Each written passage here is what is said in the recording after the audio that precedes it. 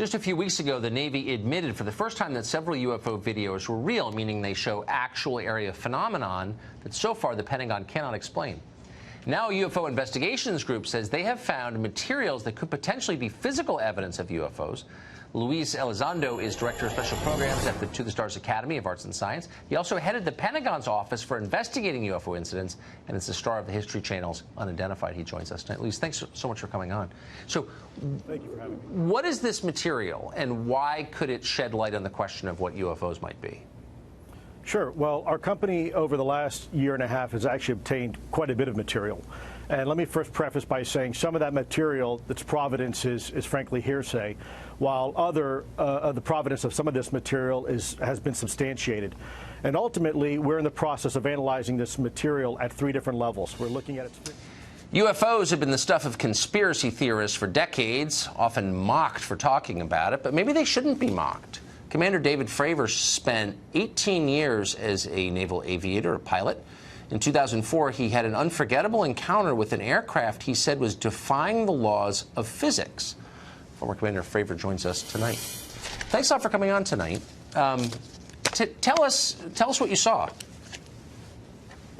Well, we had launched on a routine training mission. When we joined up, we were told that the event was going to be canceled, and that we had real-world tasking, and we were sent out to the west. Now, take in mind that this has taken place about 100 miles southwest of San Diego, between San Diego and Ensenada, Mexico. Yep. On a clear, perfect day, blue waters. We get out to the spot where they tell us it's at. We start looking around, and both airplanes see a disturbance in the water and a white 40-foot long tic-tac shaped object just hovering above the water, going forward, back, left, right. There's no rotor wash, there's no wings, nothing. So as we drive around in a clockwise flow, we get to about the 9 o'clock position, and I said, well, I'm going to go down and check it out, and the other jet is going to stay high. So as we go down, when we get to the 12 o'clock position, it starts to mirror us. So it's in a clockwise flow, and it's on the opposite side of the circle from us. And we continue this. It's in a climb. We're in a descent. We're getting a great look at it. This whole thing takes about probably up to 5 minutes from the time we show up. I get over to the 8 o'clock position. It's at about the 2 o'clock position, and I decide I'm going to go and see what it is, and it's about 2,000 feet below me. And I cut across the circle, and as I get within about a half mile of it, it rapidly accelerates to the south in about 2 seconds and disappears. What would you estimate the speed? Oh, well above supersonic. It like a bullet out of a gun, it took off. So from what you know about aerodynamics, mechanics, physics, should this be possible, what you saw? Not with the technology that we have today. Not at all. Even now, even 13 years later, is there anything that you know of capable of this kind of behavior? No, there's nothing I know of. I mean, when we saw the video with the IR, it has no exhaust, no discernible things of anything form of propulsion.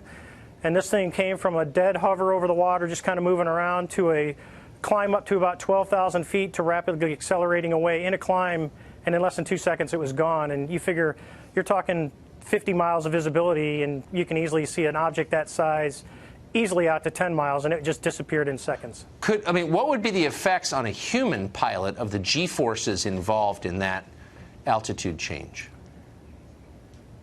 Well, the altitude wouldn't be bad. It would be the acceleration of the object. Right. Honestly, I wanted to fly it. Yeah, but, I bet. Talking to some physicists, they don't think the human body could handle that kind of force with that acceleration. It doesn't sound like the human body could. So bottom line, what do you think this was? I believe, as do the other folks that were on the flight when we visually saw it, that it was something not from this world.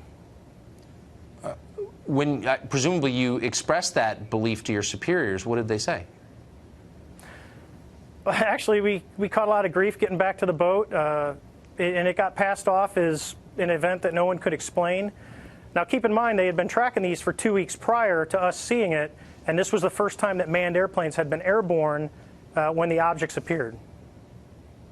This feels like a really big story to me. It's not exactly clear why Vladimir Putin's more interesting than this. I think this seems like a big deal. And Commander, I appreciate your taking the time to talk to us about it. You seem sober and believable, and I appreciate it.